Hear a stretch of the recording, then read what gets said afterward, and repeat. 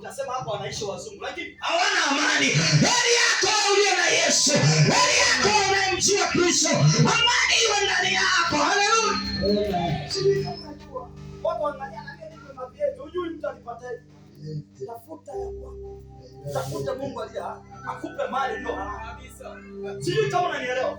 Watu wakiona na magari, nenda mimi. Yaani tulisema Mungu ajibu. Ngoja na mimi niende kwa waganga, utakufa wewe. Waganga hawana maana. Sasa wakamwambia wamtoe yeye au mtoto wake, asema basi mimi nikife. Nisife mimi, afe mtoto wangu. Nikamwambia wewe hapa afe mtu. Zaburi amesema hatutakufa tutaishi ili tusimulie matendo ya Bwana. Nikawaombea wote na mtoto wake wako wazima kwa jina la Yesu. Nimeambia Mungu tunayemtumikia yuko hai. Yes. Hakai kwenye pesa kama unavyojua. Pesa na mali na dhahabu ni ya kwake.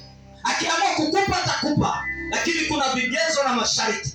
Kutembea katika kanuni yake. Shetani naye ana kanuni zake. Sasa kipo kibali ambacho ninakuambia ukitembea katika hicho, nakwambia fedha zako hazitaguswa. Yes. Hakuna mdudu atakayekula.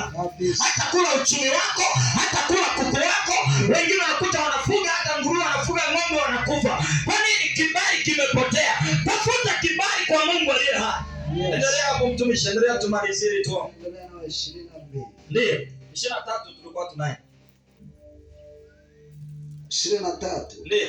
Furahini basi enyi wana wa Sayuni. Ndio.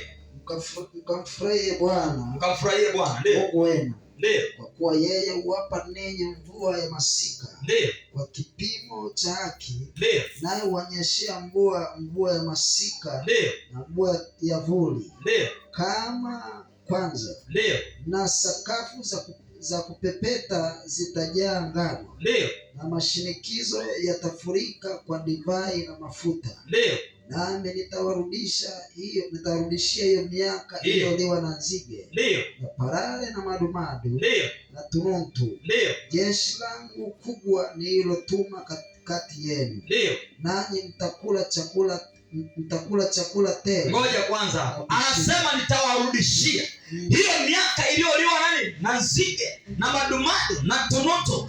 Anasema nitatuma jeshi. Oh, haleluya. Lipo jeshi la mbinguni ambalo linatembelea kila mmoja aliye tayari kumwabudu, aliye tayari kumtolea, aliye tayari kumtumikia. Nitapita leo kwa jina la Yesu ili kuharibu wale walioharibu maisha yako.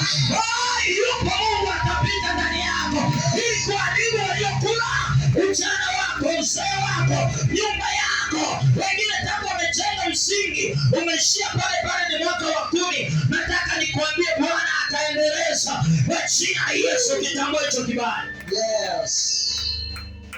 Mwingine amenipigia simu juzi. Basi yani tumejenga frame kule Chanika, hakuna hata anayeulizia.